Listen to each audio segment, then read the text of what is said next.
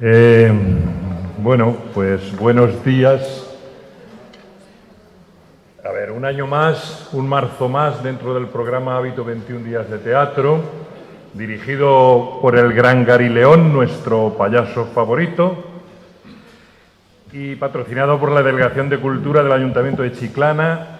La Asociación Cultural Taetro presenta la primera de sus jornadas relacionada con nuestra principal actividad, que como todo el mundo sabe es el teatro.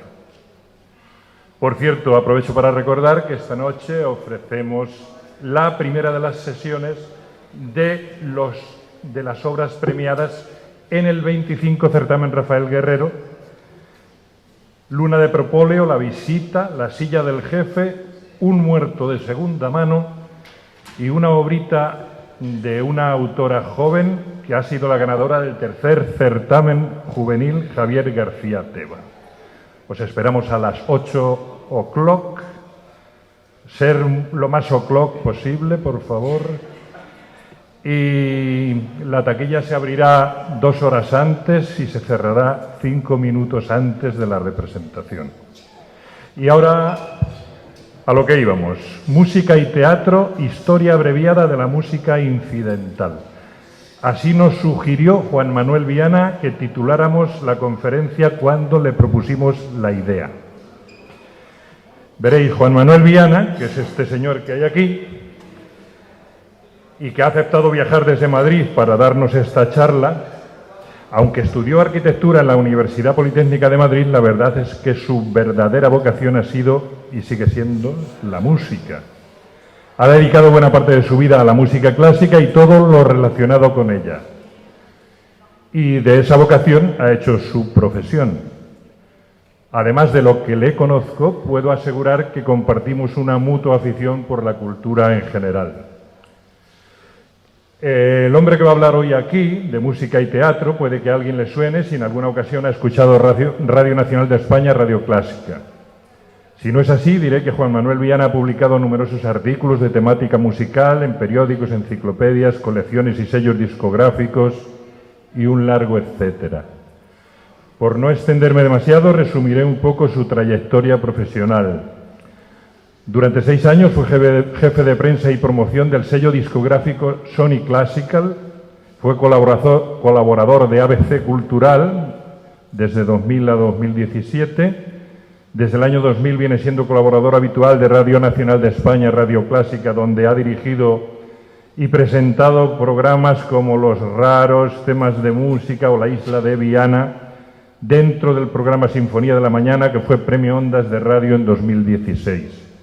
Igualmente es locutor de los programas de intercambio internacional en los conciertos de Radio Clásica, Fila Cero, que también fue Premio Ondas en 2007.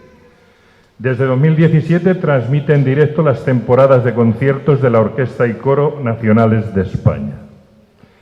Y no quiero seguir con la semblanza para no robar tiempo a la charla sobre música y teatro, amenizada con algunos vídeos, que es a lo que Juan Manuel ha venido. Así que música y teatro, historia abreviada de la música incidental.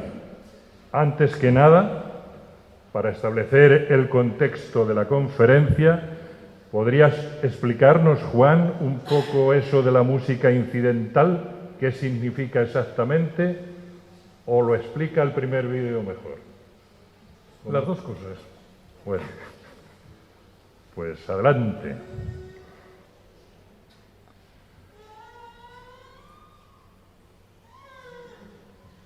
Pongo el vídeo. Sí, sí. Acción. No os perdáis esto. Und die trägt im Gesicht. Und McKeith, der hat ein Messer, doch das Messer sieht man nicht. Und was geschieht mit meinen Taschen? Gehören der Firma? Der Firma Peter. Ach so? Entschuldigen Sie, aber meine Stiefel ziehe ich nicht auf. Und das Schiff!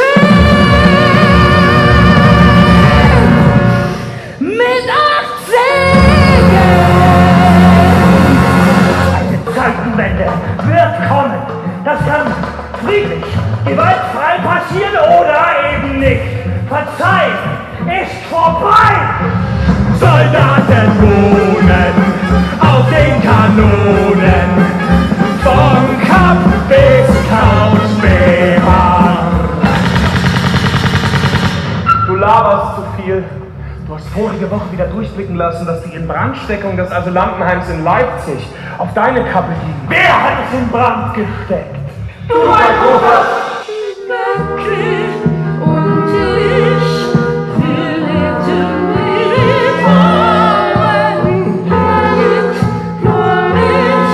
Wir kleinen Ladenbesitzer, wir alle werden von den Großunternehmern verschlungen, hinter denen die Großbanken stehen. Was ist ein Einbruch in eine Bank gegen die Gründung einer Bank? Wir werden euch nur da nicht sein.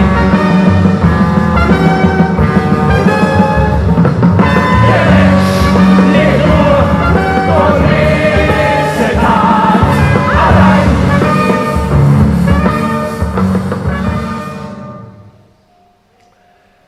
Posiblemente no haya ningún otro telón sonoro más apropiado que estas imágenes que acabamos de escuchar de la célebre Drei Groschen Oper, la ópera de los 3 centavos, o de Perra Gorda, o de 4 perras, o de 3 peniques, según las traducciones, para charlar, aunque solo sea brevemente, sobre las relaciones entre música y teatro. En 1927, Kurt Weill iniciaba una estrecha colaboración con Bertolt Brecht, dramaturgo cuyas concepciones literarias coincidían plenamente con las preocupaciones estéticas del músico, que pronto se revelaría trascendental al teatro didáctico y socialmente comprometido del escritor marxista, se adaptara como un guante la música de esencia popular de Weill. Fruto de ese trabajo en común nacerían sucesivamente los logros admirables de Mahagoni Songspiel en 1927, convertida en 1930 en ascenso y caída de la ciudad de Mahagoni, y sobre todo esta Die Drei Groschen Oper de 1928, que es la auténtica quinta esencia del arte de ambos. Como casi todo lo que tiene que ver con la cultura occidental, la relación entre música y teatro nació en la antigua Grecia. Y sabemos que las piezas teatrales se acompañaban de música, tanto vocal, en especial por medio de coros, como instrumental, con el empleo de aulos, de siringas, de liras, de cítaras, cornetas y percusiones diversas, como vemos en las imágenes de las cerámicas clásicas. Pero los ejemplos conservados de esta música en papiros de la época grecorromana hallados en Egipto son muy escasos. Quedan, por ejemplo, 37 notas de Orestes y 20 de Ifigenia en Áulide, ambas de Eurípides. Y las reconstrucciones sobre cómo sonaría no pasan de ser meras especulaciones. Habría que esperar muchos siglos para poder asignar el nombre de un compositor a una música incidental. Y empleo ya este término porque se llama música incidental a la música que se compone para acompañar o servir de marco sonoro a una obra de teatro, de la misma manera que siglos después una banda sonora acompañará las imágenes de una película. A lo largo de la historia, cientos de obras de teatro han servido de base para escribir ballets. Por ejemplo, por poner un único ejemplo, Romeo y Julieta de Prokofiev, o sobre todo libretos de ópera. Sin movernos de Chiclana, tenemos al dramaturgo Antonio García Gutiérrez, autor del Trovador y Simón Bocanegra, obras teatrales convertidas en óperas por Verdi. De manera que el objeto de esta charla es conocer, aunque sea de forma abreviada, como dice el subtítulo, algunas de esas músicas que deben su existencia al teatro. Y quizás se pregunten, ¿cuántas músicas se han escrito ex professo para acompañar la representación de una comedia, de un drama o de una tragedia? ¿Qué dramaturgos han suscitado más el interés de los compositores? ¿Cuáles han sido los países con mayor tradición teatral que han permitido encargar y, en consecuencia, componer estas músicas incidentales? Para que se hagan una idea, al recopilar material para esta charla, he llegado a enumerar, sin ánimo alguno de ser exhaustivo, casi 500 músicas incidentales. Y habrá sin duda muchísimas más. Pero lo verdaderamente importante es que muchas de estas composiciones, que se distribuyen a lo largo de menos de 3 siglos, pongamos desde la Inglaterra de finales del XVII, la Inglaterra victoriana, la Inglaterra isabelina de Marlowe y Shakespeare, que como escuchábamos ayer por la tarde, hasta mediados del siglo XX, han propiciado un verdadero tesoro de gran música, de música con mayúsculas. Para poner un poco de orden en este relato, vamos a partir de la fuente teatral original y haremos un breve recorrido geográfico fijándonos en los países o áreas musicales que más y mejor han traducido musicalmente esas obras, escuchando algunos ejemplos. Vamos a escuchar bastantes ejemplos porque quiero que esto sea muy entretenido, que descubran qué músicas que todos conocemos pero que no sabemos que son originalmente músicas incidentales que así nacieron para el teatro, y van a ser siempre ejemplos muy cortitos para que haya la mayor variedad posible. El esquema genérico de una música incidental solía contener una obertura que introducía al espectador en la atmósfera de la obra que iba a contemplar y diversos interludios o intermedios que sonaban entre los diferentes actos o mientras se realizaban los cambios de escenario dentro de cada acto, que lógicamente pues con las maquinarias del siglo XIX tardaban muchos minutos y eso había que rellenarlo de alguna manera. Algunos de estos números podían incluir intervenciones de cantantes o incluso de un coro, además de la orquesta, que tendría distintas dimensiones. Esto dependía lógicamente de la importancia del teatro, de las dimensiones del foso y del presupuesto que se hubiera manejado. En consecuencia, hay músicas incidentales que se reducen a un par de números y otras que tienen más de una veintena de números y que pueden durar hasta 2 horas, lo que dure la representación teatral. Music for a While, música para un momento, es un aria para voz, clave y viola del gran compositor inglés de la época isabelina hasta que luego llegara Britten en el siglo XX, que es Henry Purcell. Es uno de los movimientos de la música incidental que compuso para Edipo, que era una versión de la obra de Sófocles traducida al inglés y arreglada, iba a decir apañada, por John Dryden, y que se publicó en 1679. La música de Purcell fue compuesta para un reestreno de la obra un poquito después, en 1692. Es un ejemplo musicalmente de passacaglia. La passacaglia es una especie de variaciones continuas sobre un bajo que se repiten y que permanecen rítmicamente iguales en todo momento. Esta pieza formaba parte de un interludio de la primera escena del acto tercero de este Edipo. El texto de este Music for a While, música para un momento, nos habla del poder curativo y tranquilizador de la música. La letra repite la idea de que la música puede aliviar los dolores por un momento. Music for a While. Ayudarnos a escapar de las preocupaciones de la vida. La música no solo sirve como distracción, sino que tiene un efecto casi terapéutico. Esta canción se identifica mucho para los melómanos con Alfred Deller, que ha sido ya falleció el primer contratenor moderno. La grabó por primera vez en la década de los 40 y luego volvería a grabarla. Durante el confinamiento por coronavirus, el grupo vocal de King's Singers invitó al contratenor polaco, que hoy es el contratenor de moda en todo el mundo, que se llama Jakub Józef Orliński, a colaborar en una actuación a distancia, que ha recibido hasta el momento más de 1 millón de visitas en YouTube. Vamos a escuchar Music for a While en esta grabación.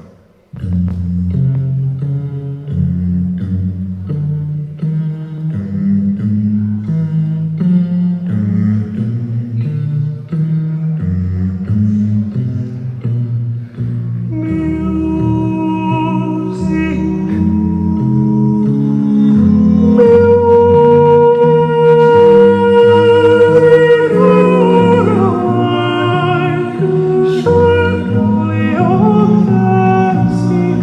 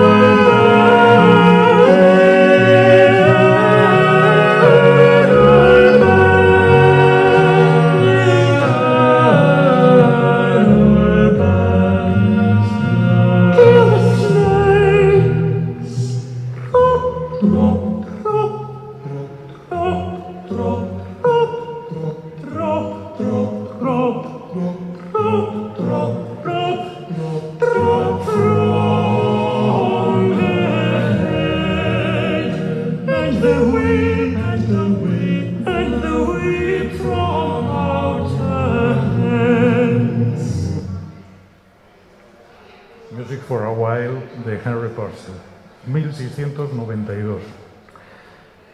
Entre los muchísimos ejemplos, decenas de ejemplos de obras teatrales griegas y romanas a las que se ha puesto música a lo largo de los siglos, he traído otro ejemplo más, esta vez orquestal, es Las Avispas. Las Avispas es una música incidental compuesta por uno de los grandes de la música inglesa del siglo XX, Ralph Vaughan Williams, en 1909. Fue escrita para una representación de las avispas de Aristófanes que se daba en el Trinity College de Cambridge y fue la primera de las 3 únicas músicas incidentales que ha hecho Vaughan Williams. Fue compuesta para barítono, coro masculino y orquesta. La música incidental completa es muy extensa, es de 1 hora 45 minutos. Y Vaughan Williams posteriormente arregló una suite en 5 movimientos, que es la que se suele escuchar en las salas de conciertos. El primer movimiento es el más popular de todos, es la obertura. Y esta obertura es una pieza independiente que se ha hecho popularísima. De hecho, yo he contabilizado hasta 30 grabaciones disponibles. Vamos a escuchar un fragmento de el comienzo de la obertura de Las Avispas de Vaughan Williams con Vasily Petrenko, y vamos a escuchar cómo las cuerdas hacen ese revoloteo de las avispas, ese zumbido.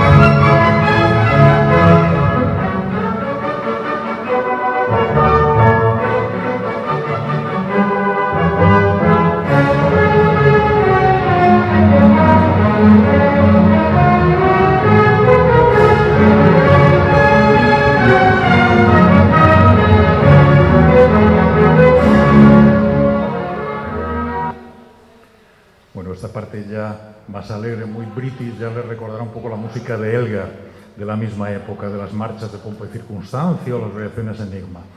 Vamos a pasar de los clásicos griegos al teatro inglés. Y hablar de música puesta para teatro inglés es hablar, obviamente, de Shakespeare. Y vamos a pasar a Félix Mendelssohn, al primer romanticismo y a Alemania. Las representaciones teatrales formaban parte de las actividades organizadas por la familia de Félix Mendelssohn en su palacio berlinés. Félix Mendelssohn era hijo de una familia riquísima de banqueros berlineses judíos y tenían un palacio deslumbrante en el que había esta propia orquesta, y los domingos por la mañana se organizaban veladas musicales con representaciones teatrales y con músicas incidentales, y ahí es donde Mendelssohn ya desde niño empezó a componer. En concreto, él conoció muy bien, su obra favorita de Shakespeare era El sueño de una noche de verano. De niño, solo con 17 años, compuso una obertura suelta, que es una de las obras maestras absolutas del primer romanticismo. Pero, años después, en 1842, a petición de Federico Guillermo IV, Mendelssohn completó ese trabajo e hizo una música escénica para toda la comedia. Una música que dura ya 1 hora, que tiene secuencias vocales entre actos, melodramas que acompañan a los episodios simplemente declamados. Y se estrenó en Potsdam en 1843. Son muchos los números populares de esta obra: el scherzo, la marcha de los elfos, el nocturno, el intermezzo, pero ninguno es tan popular como la marcha nupcial. El austríaco Max Reinhardt, el más prestigioso director de teatro y productor de la época, de los años del primer tercio del siglo XX, emigró a Estados Unidos en 1933, era judío. y era un director de absoluta vanguardia. Era el que estrenó Tambores en la noche de Bertolt Brecht, el que inventó el Deutsches Theater, el que inventó el Kammerspiel, que era hacer obras de teatro breves, de cámara, para un público muy reducido, y el que luego inauguró y creó el Grosses Spielhaus. Pues bien, Max Reinhardt se va de la Alemania de Hitler en el mismo año 33 y en el 35 rueda con su discípulo Wilhelm Dieterle, que luego será William Dieterle, el director de cine americano, pero que era alemán y que él había tenido cuando estaba dando sus clases de teatro. Reinhardt en Berlín tendría de alumnos a él y nada menos que a Murnau, el director de Nosferatu. Ruedan en el 35 en Hollywood El sueño de una noche de verano, precisamente.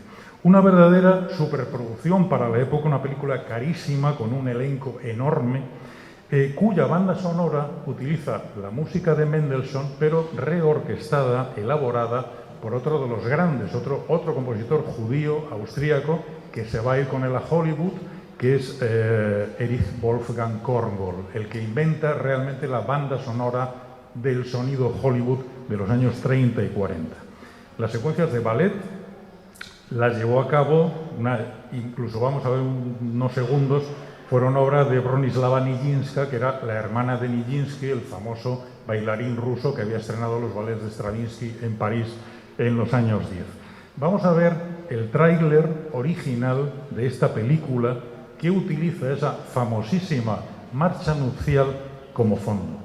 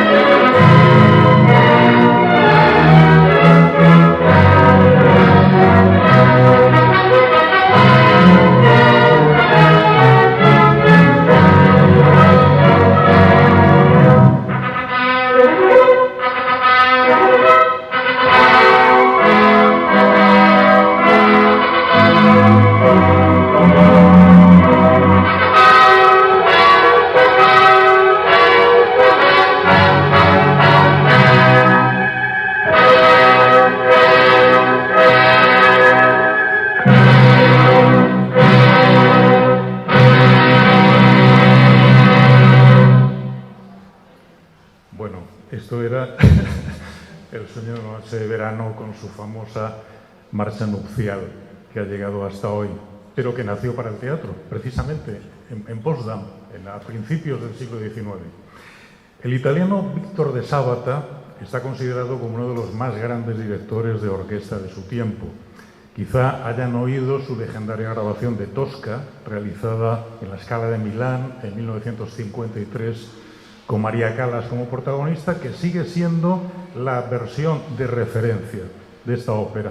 Pues bien, al comienzo de su carrera, como otros muchos directores de la época de Sábata, fue también compositor y compuso una música incidental, se llamó literalmente frescos musicales, para ilustrar un montaje que se hizo de El mercader de Venecia, de Shakespeare, que llevó a cabo Max Reinhardt, curiosamente, en el veneciano Campo San Trovaso, en julio de 1934, es decir, en plena dictadura de Mussolini, y que sirvió como inauguración para la primera Bienal de Teatro de Venecia. Hasta que esa música se grabó en el año 2008 era totalmente desconocida porque se pensaba que se había destruido por un fuego a consecuencia de un bombardeo en los archivos Ricordi. Pero se descubrió, precisamente se grabó en 2008, lo grabó el director Aldo Ceccato, que vive todavía y que es su yerno de Sábata, y que fue durante unos años titular de la Filarmónica de Málaga, no demasiado lejos de aquí. Para este espectáculo brillantísimo, realizado no ya para el teatro, sino en la propia ciudad, o sea, en los exteriores y aprovechando la propia arquitectura de Venecia, de Sábata concibió una música así de estilo arcaizante, con acentos populares, que recurre a instrumentos que no se metían en una orquesta sinfónica, como guitarras, laúdes, tamboriles y demás.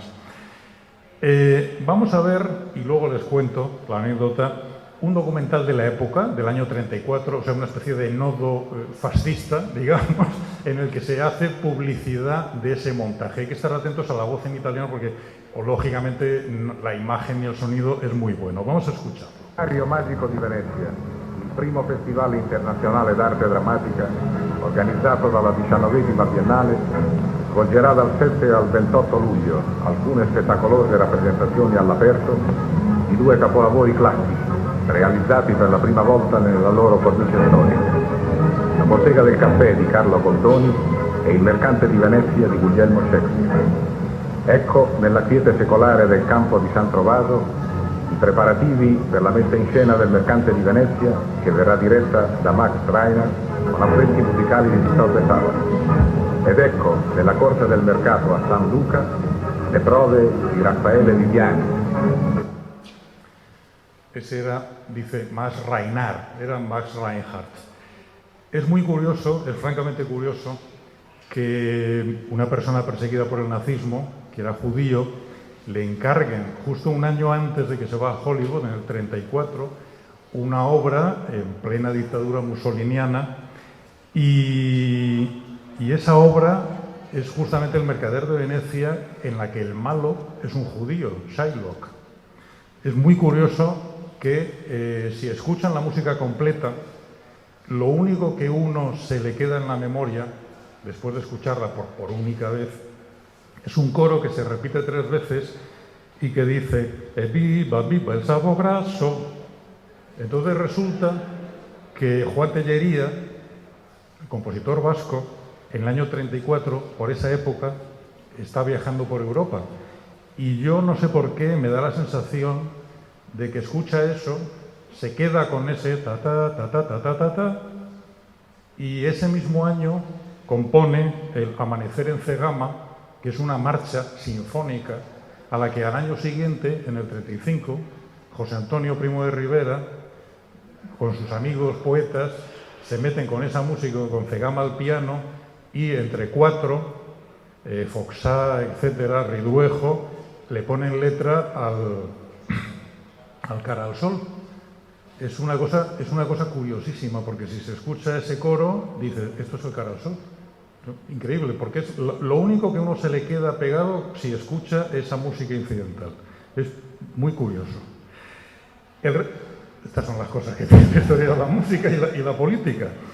El Rey Arturo, King Arthur, es una semiópera en 5 actos con música, de nuevo, de Henry Purcell y libreto de John Dryden.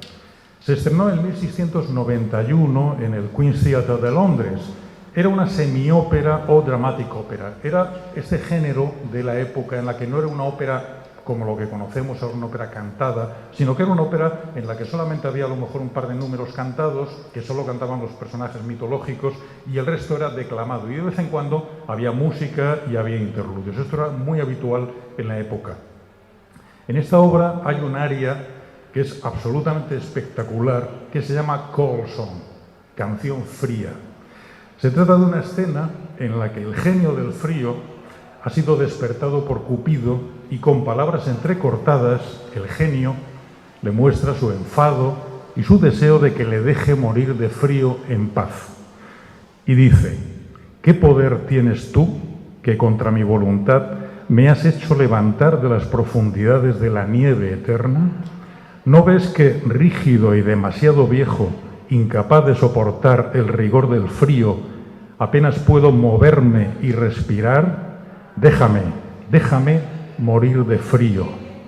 Esta canción ha sido popular en ambientes New Wave por obra de un contratenor pop alemán que se llamaba, ya falleció hace ya casi 40 años, Klaus Nomi, recordado por sus extravagantes actuaciones, su maquillaje recargado, su vestuario futurista.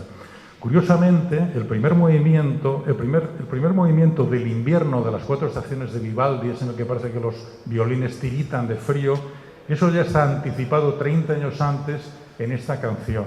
Esto es un documento fantástico del fallecido ya Klaus Nomi, y es la primera vez que lo cantó en Francia. Es una actuación en directo y la vamos a ver ahora. Es espectacular. Bueno, aparte de su aspecto físico, él es un contratenor estupendo que la música la canta como era la música, no hace ningún invento extraño. Además hace una especie de ballet inspirado con los 2 personajes que aparecían al principio, que está muy inspirado en el ballet triádico de Oskar Schlemmer para la Bauhaus. Bien, pues casi un siglo después de esto, en 1786, Goethe completa su drama en 5 actos Egmont, una obra que, como muchas otras de la época, fue concebida para ser acompañada con música. Si en su forma primitiva Egmont conoció solo un pequeño éxito, un éxito discreto, hubo una versión abreviada por su amigo Schiller en 1796 que sí que alcanzó un enorme éxito. Pero sería el estreno vienés de la versión original, la de Goethe, en el año 1810, lo que propicia el encargo a nada menos que Beethoven y que va a desembocar en el ejemplo más acabado de música incidental de todo el catálogo beethoveniano. La glorificación del héroe luchando por la libertad y en contra de la tiranía, un título muy querido de Beethoven que va a aparecer en su ópera Fidelio, ambientada en Sevilla, se materializa aquí en la emancipación de los Países Bajos, capitaneados por el conde Egmont contra la dominación española en pleno siglo XVI y que al final será ejecutado en el cadalso. Como se sabe, Beethoven escribió su primera carta a Goethe anunciándole que le enviaba la música que había concebido con el mismo entusiasmo con que leyó la obra y que desearía, le dice a Goethe textualmente, ardientemente conocer su juicio. Y como se sabe, el creador de Fausto pues no le hizo ni caso y ni se molestó en contestarle. Vamos a escuchar un fragmento de la obertura.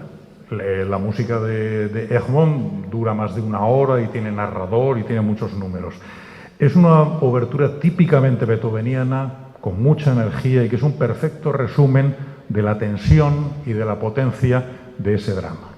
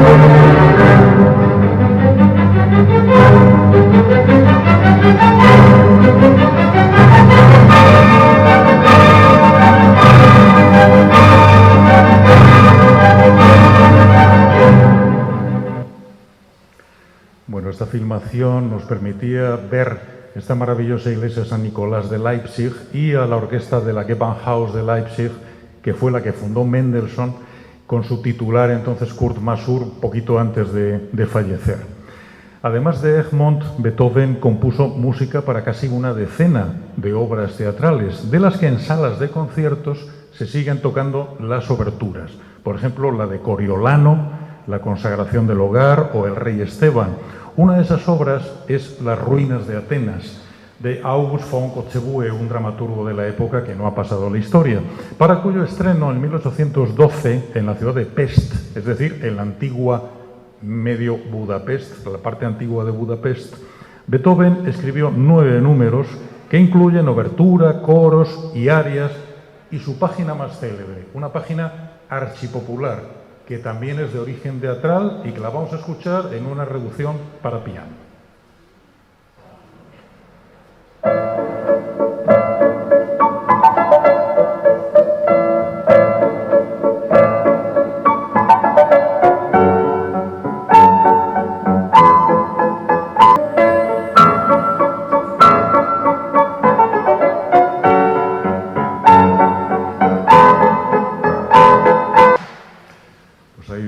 Yevgeny Kissing con 16 años en el Royal Albert Hall, ahí levantando a las masas con esta marcha turca de Las ruinas de Atenas de Beethoven.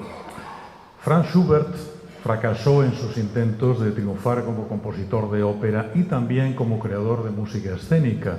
Para la obra Rosamunda, princesa de Chipre, de una dramaturga de la época también olvidada hoy, Helmina von Cesi, realizó en 1823, o sea, un poquito después de esta obra de Beethoven, una partitura muy extensa que dura prácticamente 1 hora, que incluía una canción, 3 coros y varias secuencias de ballet, así como interludios entre los actos.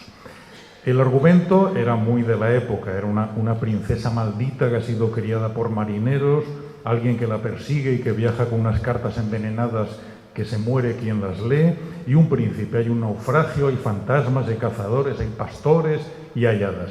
Hay alrededor, como digo, de 1 hora de música, pero en su totalidad se escucha raramente. Sin embargo, el llamado entreacto número 3 se ha convertido en una de las páginas más populares de Schubert, cuyo tema, que vamos a escuchar inmediatamente, emplearía en uno de sus improntus para piano y en el movimiento lento también de un cuarteto de cuerda que se llama Rosamunda. Escuchamos a Claudio Abbado dirigiendo ya también muy poquito antes de morir con la Filarmónica de Berlín un fragmento de este entreacto número 3 de la Rosamunda de Chipre de Schubert.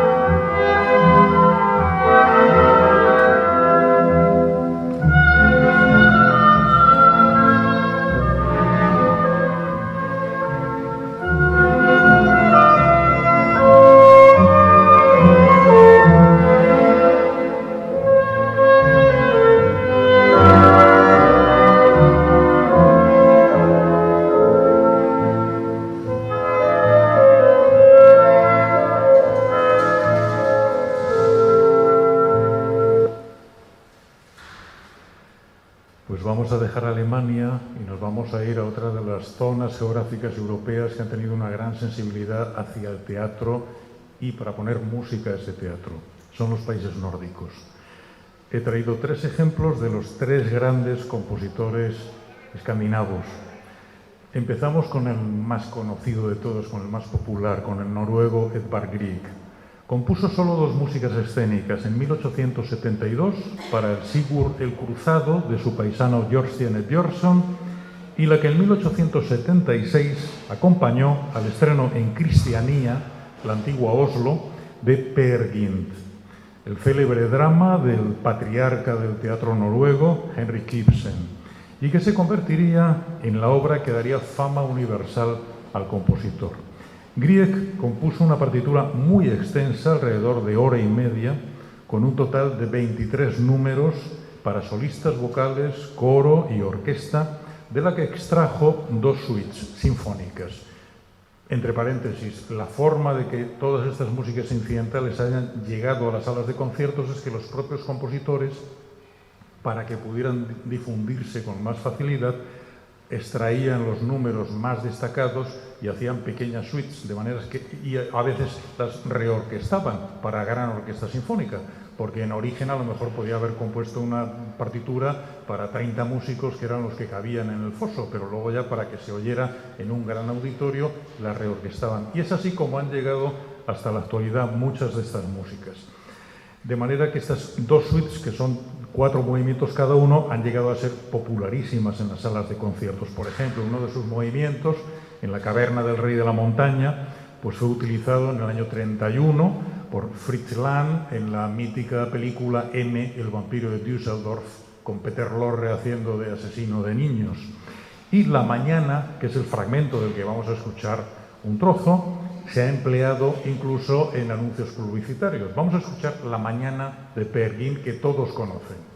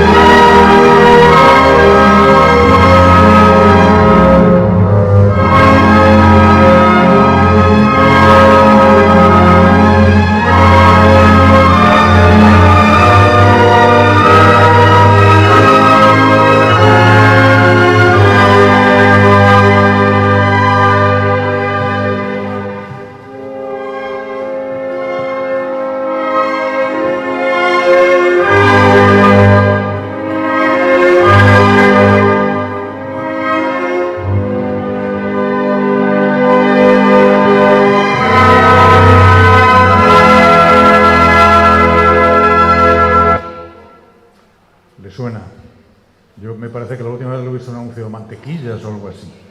Era el Peer Gynt, La Mañana. Las músicas incidentales ocupan un lugar destacado. Hizo una docena, entre ellas Peleas y Melisande, El festín de Baltasar, Scaramouche, La tempestad sobre Shakespeare, en la producción del otro gran gigante de la música nórdica de la época, que es el finlandés Jan Sibelius. En 1903, su cuñado y dramaturgo Arvid Jernefeld le encargó una música que acompañara las representaciones de su drama Kuolema, La muerte, que por su atmósfera irreal, en la que el sueño, la muerte y la danza adquieren protagonismo, se inscribe plenamente en la corriente simbolista que impregnó las tendencias estéticas del cambio del siglo entre el XIX y el XX. El Vals Triste es la reelaboración en 1904 del primero de los 6 movimientos que Sibelius compuso para esta obra en 1903 y que se estrenó en Helsinki. Imaginemos la escena. Al inicio, en la penumbra de una habitación y velada por su hijo Pavali, una moribunda duerme en su lecho. En medio del delirio, la mujer cree escuchar un lánguido vals. Mientras el hijo duerme, un desconocido, que la mujer confunde con su difunto marido, la invita a bailar. Es la muerte que viene a reclamarla. El tema del vals, escuchado al principio como un sordo murmullo, se desarrolla sobre un ritmo que se acelera, frena y vuelve a acelerarse frenéticamente hasta que se acaba evocando en el violín el último suspiro de la agonizante. La seducción melódica de la pieza propició muy pronto todo tipo de arreglos para todo tipo de combinaciones instrumentales que no las hacía Sibelius, claro. A comienzos del siglo, este vals triste se convirtió, junto con Finlandia, que se convirtió casi en el segundo himno nacional, en la composición más popular de Sibelius. Pero Sibelius había cedido sus derechos a una editorial alemana, Breitkopf & Härtel, por una cantidad irrisoria. Fue una decisión que Sibelius, padre de familia y que se gastaba mucho en puros habanos y en vodka, y con permanentes problemas económicos, lamentó el resto de su vida. Vamos a escuchar un fragmento, el final de este vals triste.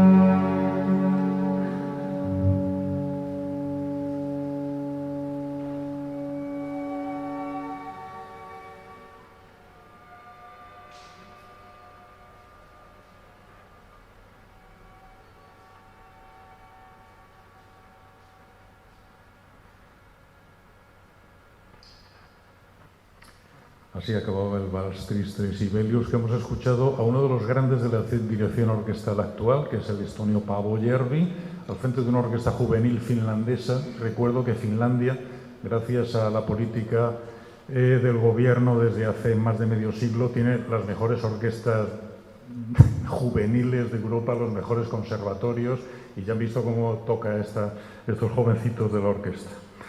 El otro gran músico nórdico de la época de la primera mitad del siglo XX es el danés Carl Nielsen. Nielsen fue un cultivador de la música para teatro. Llegó a componer una veintena de músicas incidentales de todos los tamaños.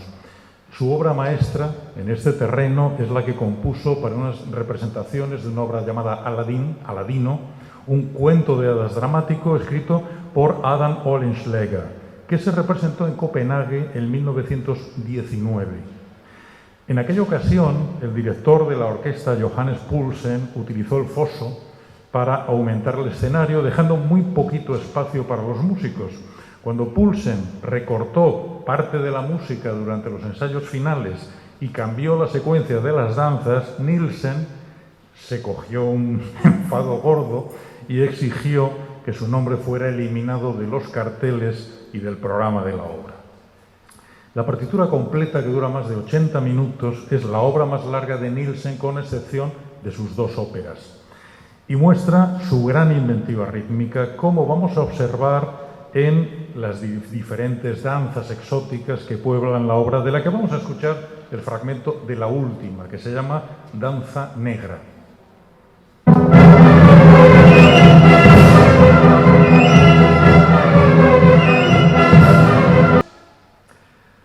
Pues vamos a dejar los países nórdicos y vamos a irnos a Francia. El burgués gentilhombre es una comedia ballet de Molière en 5 actos, estrenada en 1670 por su compañía en la corte de Luis XIV en el castillo de Chambord, y con música del compositor francés, pero nacido en Italia, italiano de origen, pero desde los 10 años ya vivió en Francia, Jean-Baptiste Lully, el que cortaba el bacalao en la época. Llegó a ser secretario de Luis XIV y ahí no se movía nadie sin su permiso. El protagonista del burgués gentilhombre, Monsieur Jourdain, es un hombre de 40 años, bastante ridículo, que pretende adquirir los modales de los aristócratas que frecuentan la corte para llegar a ser como ellos. El burgués gentilhombre es una obra maestra de la llamada comedia ballet, el género que reunía a los mejores comediantes y músicos de su tiempo y que responde al gusto de la época respecto a lo que se denominaron las turqueries, las turquerías. Pensemos que el Imperio Otomano era motivo de preocupación universal con el que trataban de familiarizarse, y por ejemplo cuando los turcos estuvieron ya a las puertas de Viena, pues Mozart es cuando compone su ópera El rapto en el serrallo.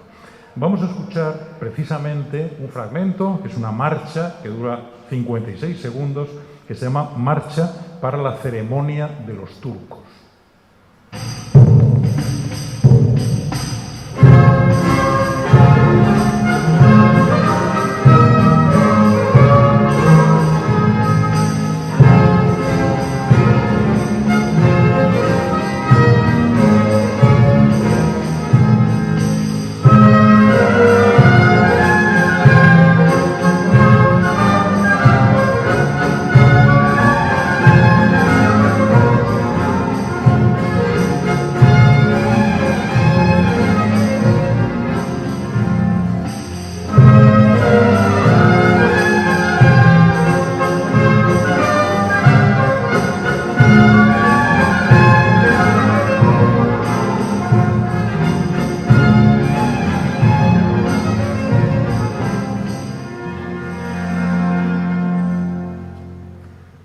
Pues imagínense los decorados barrocos, la escenografía, los trajes de los bailarines en la corte de Luis XIV, ejecutando esta música de Lully. No sé si saben cómo murió Lully, es una anécdota que siempre se cuenta. Lully en aquella época, aparte de componer, era el director musical y dirigía las representaciones.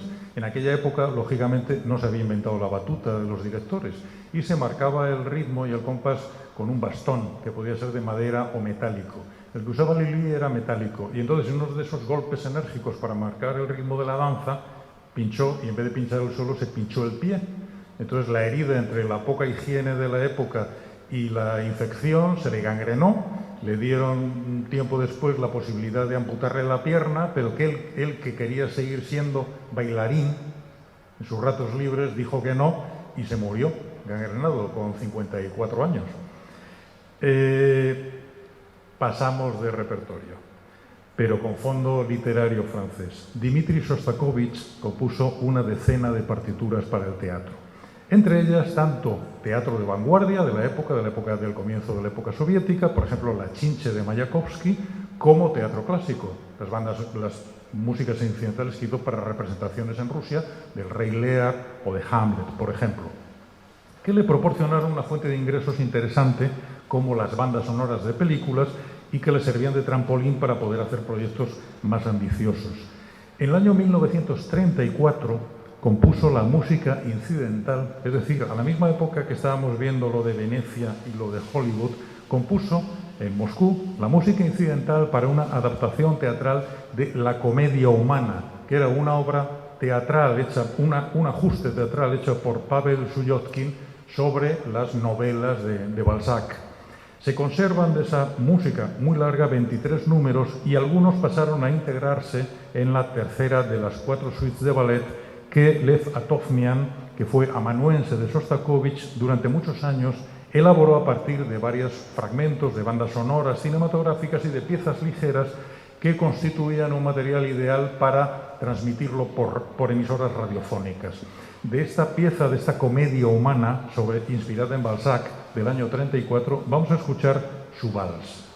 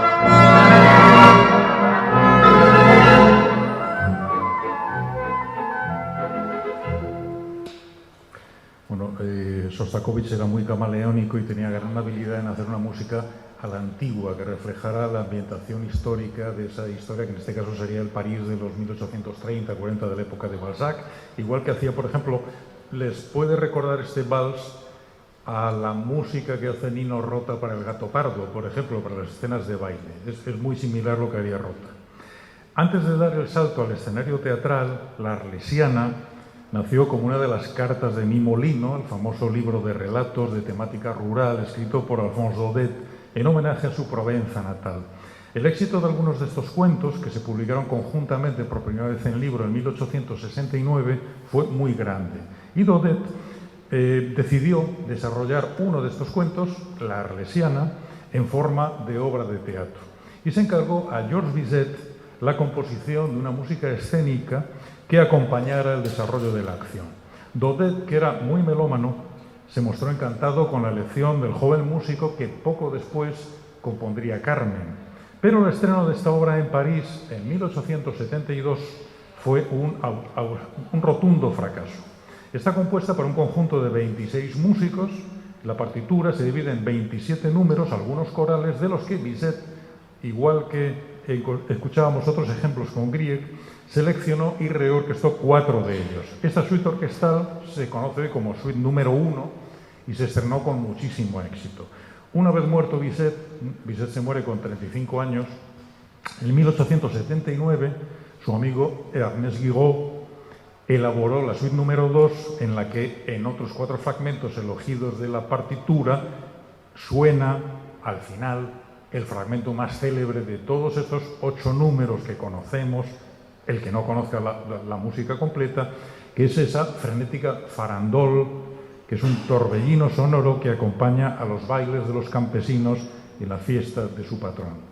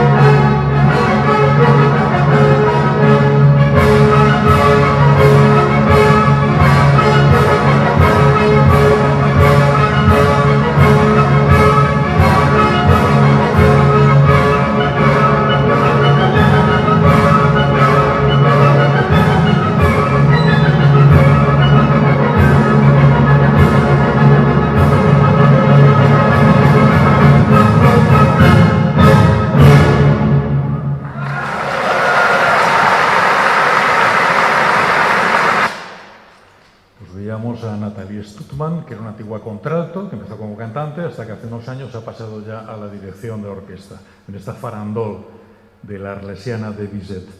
Peleas y Melisande, drama lírico en 5 actos del belga Maurice Maeterlinck, que serviría de base a la famosísima ópera de Debussy, se representó en 1895 en Londres con un gran éxito por la misma compañía que la había estrenado en París un par de años antes con un éxito negativo. Gabriel Fauré, uno de los grandes compositores franceses de la época, cuyas canciones y música de cámara recibían una acogida muy favorable entre la alta sociedad británica y londinense, recibió el encargo de elaborar su música escénica para futuras representaciones.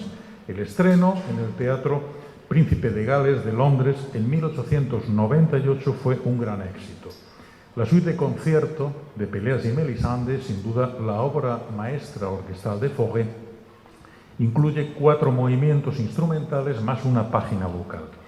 De tono distendido y ligero, vamos a escuchar un delicioso fragmento, la más conocida, la siciliana, que procede en realidad de una inacabada música incidental que había escrito Fauré un poco antes para precisamente El burgués gentilhombre. Pero la falta de tiempo y el deseo de recuperar esa música de la que él estaba muy satisfecho explican su presencia en el segundo acto de Peleas y Melisande.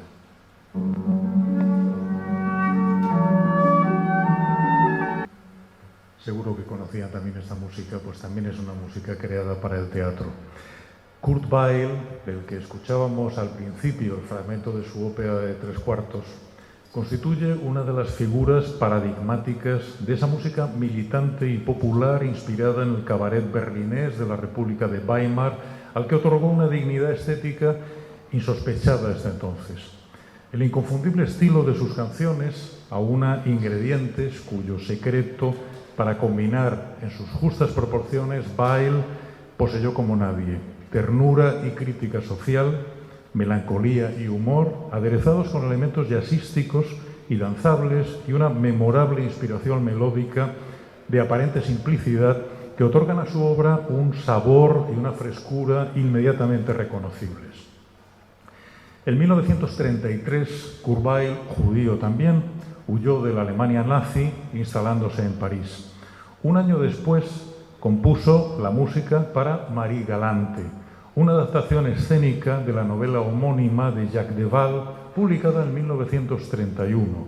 Marie Galante se estrenó en 1934 en París, como ves estamos siempre en las mismas fechas, y narra una truculenta historia de sexo y espionaje, la de una joven bordelesa que, secuestrada en un barco y abandonada en Panamá, ejercerá la prostitución a fin de reunir el dinero suficiente para regresar a Francia, pero que en vísperas de su vuelta es asesinada.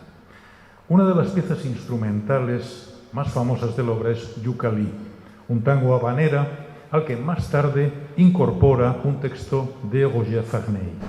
Yukali es una seductora y nostálgica evocación de una isla paradisíaca habitada por placeres, deseos y esperanzas.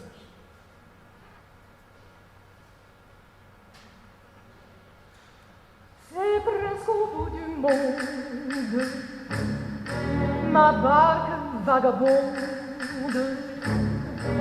errant au gré de l'onde, m'y conduisit un jour.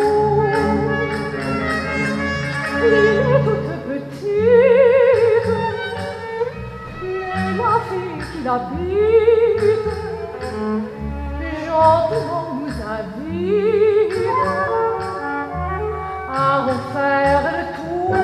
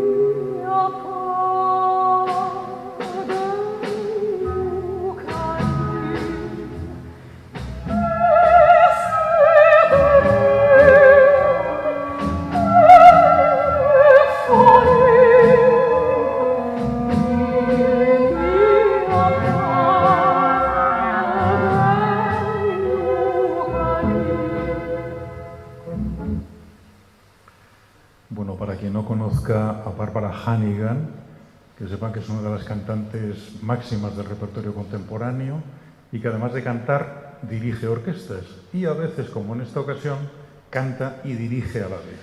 Y todo lo hace extraordinariamente bien, como acabamos de escuchar. Era Yooka-Lee, de Kurt Weill, de Marie Galante. Se conoce muchísimo la canción suelta, como canción por miles de cantantes de cabaret, pero nació como música escénica para esta obra teatral. Desde el inicio de su carrera, Francis Poulenc, uno de los grandes compositores del llamado Grupo de los Seis de los años 20-30, sintió una gran atracción por el teatro que se tradujo en más de una docena de partituras escénicas. En 1921 compuso su primera música incidental, el Gendarme Incomprendido, para la obra de su amigo Jean Cocteau, a quien también dedicará la última en 1962, Renaud y Armide. Para Jean Anouilh, uno de los grandes comediógrafos de la posguerra, haría en 1947 L'Invitation au Château, una partitura maravillosa de música de cámara. Y un poco antes, en 1940, para Leocadia, también de Anouilh, la que sería quizá su canción más célebre e inolvidable, objeto de innumerables versiones, Le Chemin de l'Amour, Los Caminos del Amor. El texto de Los Caminos del Amor dice así: los caminos que van hacia el mar han guardado de nuestro paso flores deshojadas y el eco entre los árboles de nuestra risa clara.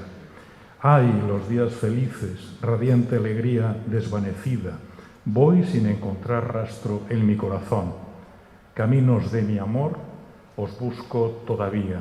Caminos perdidos, ya no existís y vuestros ecos son sordos. Caminos de desesperanza, caminos del recuerdo, caminos del primer día, divinos caminos del amor. Si un día he de olvidarte, pues la vida al fin todo lo borra, quiero que en mi corazón permanezca un recuerdo más fuerte que el otro amor. El recuerdo del camino donde temblorosa y del todo abandonada, un día sentí sobre mí arder tus manos.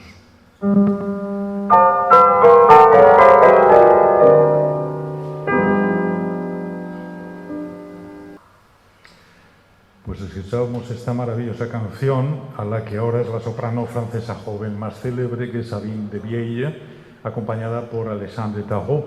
Esta es una grabación recientísima para una grabación. Por último, nos vamos a ir hasta Rusia. En el año 1936, Dmitri Shostakovich fue denunciado en 2 artículos muy famosos de Pravda por supuestos pecados ideológicos y estilísticos por su ópera Lady Macbeth del distrito de Sensk y su ballet El Arroyo Luminoso. Derribado casi de la noche a la mañana de su posición como la gran esperanza de la música soviética, ahora se enfrentaba a un futuro incierto. Como contribución a su rehabilitación, en octubre de ese mismo 1936, el Ayuntamiento de Leningrado le ordenó contribuir con música a la obra teatral Saludo a España, que Alexander Afinogenov, un autor del teatro proletario, acababa de escribir sobre la Guerra Civil Española, que presentaba la figura de Dolores Ibárruri, que aparece también en la novela de Hemingway de 1940, Por quien doblan las campanas. Uno de sus números, de esa música para la obra teatral Saludo a España, es este coro que seguro que, a pesar de que la pronunciación no es perfecta, van a reconocer.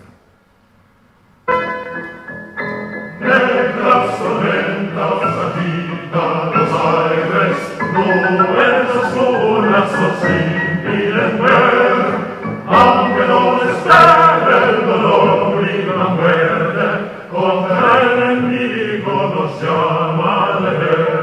El bien más preciado es la vida.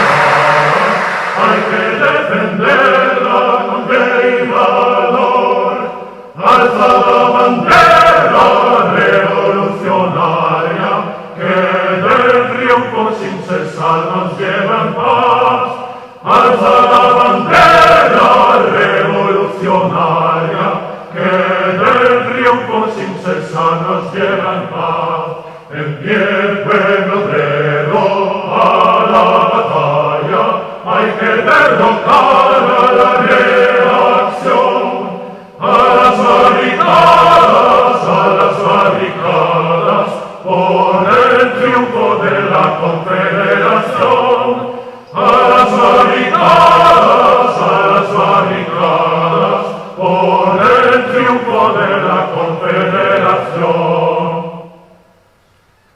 lo ha conocido, ¿no? Las salas teatrales constituyeron una fuente de trabajo habitual para Aranja Chateaubriand, el célebre autor de La danza del sable. Shakespeare, Macbeth, Rey Lear, Lope de Vega, La viuda valenciana y un gran número de dramaturgos rusos suscitaron su interés, aunque su mayor logro en este terreno correspondió a la música escrita para una producción de Mascarada, estrenada en Moscú en 1941. Mascarada, un drama en verso escrito en 1835 por Mikhail Lermontov, constituye una denuncia contra la superficialidad e hipocresía de la sociedad aristocrática rusa que tanto conocía el malogrado autor de la novela autobiográfica Un héroe de nuestro tiempo. Mascarada atraería la atención de otros compositores rusos como Glazunov y Shevalin, pero ninguna de sus músicas incidentales alcanzaría la difusión de la de Khachaturian, sobre todo a partir de la suite orquestal elaborada en 1944, que incluye 5 de sus números más destacados, de los que el primero, el Vals, ha gozado de merecidísima popularidad. Su atmósfera, arrebatada, oscura, casi macabra, servida por un inolvidable tema melódico, participa de esa extraña sensualidad que años antes escuchamos en La Vals de Maurice Ravel.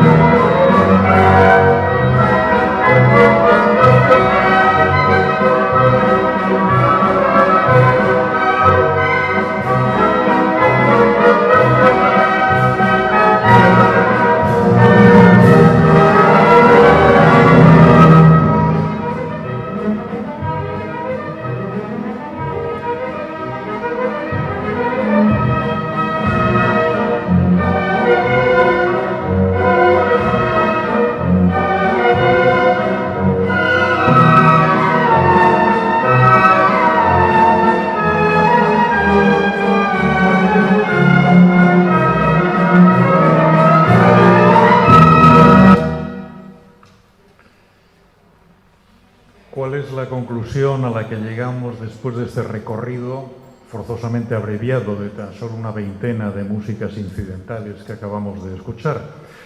Pues yo creo que es evidente, el teatro ha sido una fuente inagotable de inspiración musical y ha proporcionado a la historia de la música un número incontable de obras maestras. Sin el teatro, la música indudablemente sería mucho menos rica y mucho menos variada. Muchas gracias.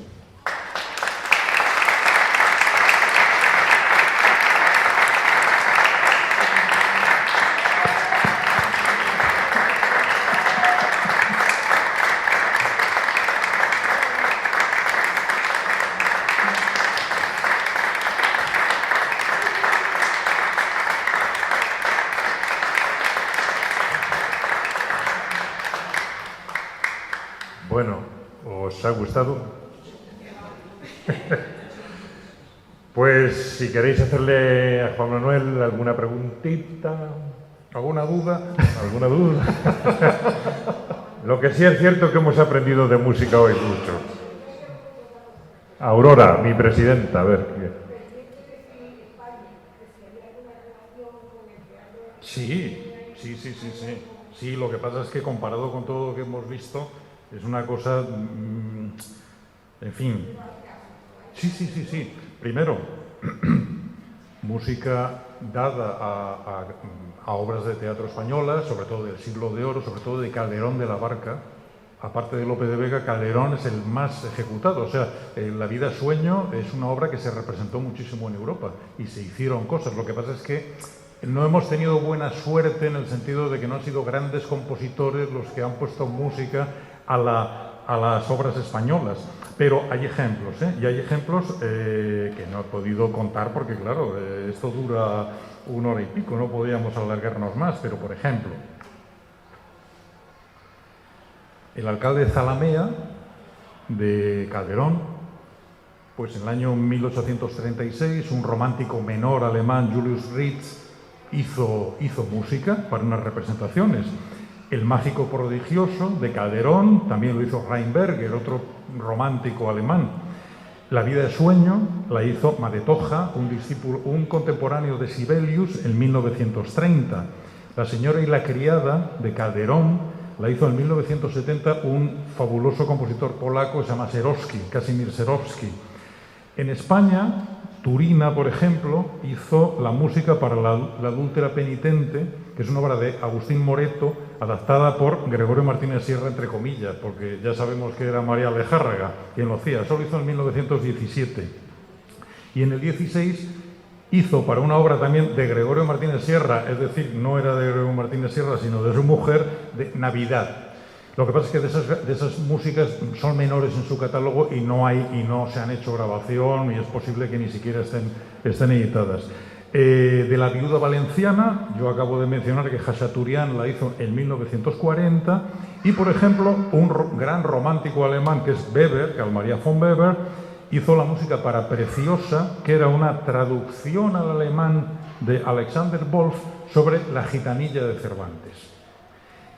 Y ya en el siglo XX, por ejemplo, Darius Milhaud, otro del grupo de los 6, junto con Poulenc, hizo en el año 47 una música incidental para la casa de Bernarda Alba. Y Serowski, este compositor polaco espléndido, hizo en el año 62 una música incidental para unas representaciones en Varsovia de Mariana Pineda. O sea que sí ha habido representación española. Y me alegro de la pregunta porque si no, no hubiera tenido tiempo de contar estas cosas. No, yo no la sabía. Mira, Jimmy quiere hacer una pregunta.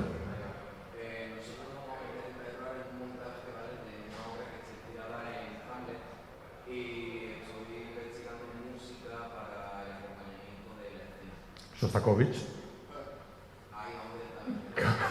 Shostakovich. Sí. Tchaikovsky hizo pero es una obertura, es un poema sinfónico, pero música incidental, Shostakovich. Sí.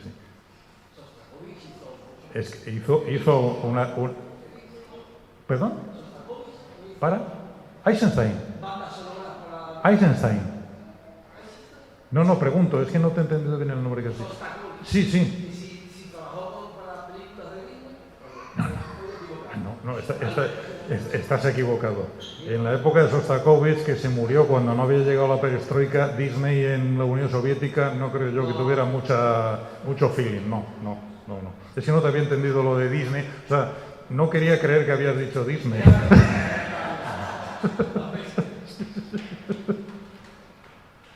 Bueno, pues alguna cosita más o nos despedimos, nos vamos a tomar el aperitivo, a comer el vermú. Pues muchas gracias, Juan, porque es que nos has hecho amar la música más todavía. Y es que me emociono al decirlo. Así que, pues nada, ese era el objetivo. Y sobre todo que descubriréis que muchas de las músicas que conocemos no se sabe que nacieron para el teatro. Eso es lo que yo he tratado de hacer y sobre todo hacer un abanico lo más amplio posible, pero me ha costado mucho reducirlo a 21 piezas. Me ha costado muchísimo porque he tenido que ir tachando para que no estuviéramos aquí 2 horas de charla y aburriros a todos. Pero pues ya veis que si algún día estáis aburridos, queréis oír la radio, Radio Nacional, Radio Clásica. No, quiero decir, si queréis... Si no tenéis otra cosa si que queréis hacer...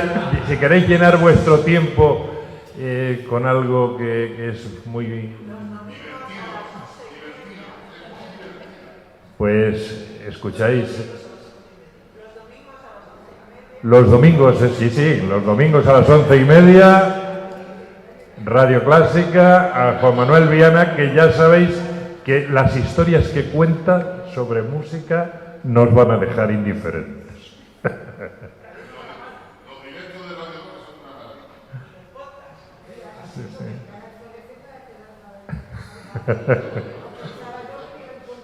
Bueno, sabía que os iba a gustar porque además los vídeos que me mandó para que pusiéramos la escaleta y tal, y luego lo suyo, y además como le conozco y sé que cómo habla y cómo sabe de música, que no he visto a nadie que sepa tanto como él, pues os iba a gustar.